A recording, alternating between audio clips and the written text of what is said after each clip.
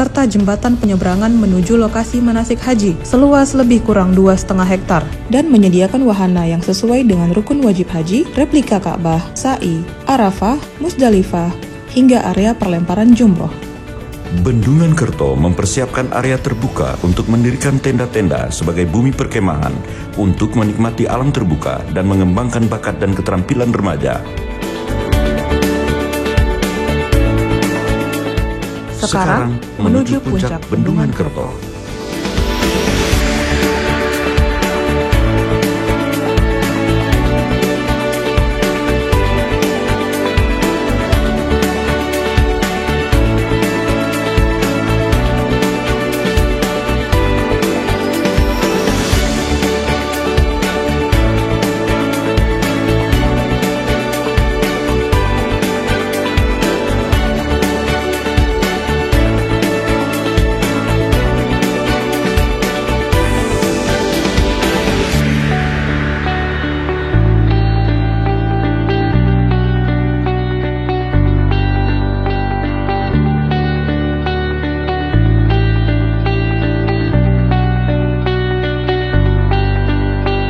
Terima kasih atas kunjungan Anda.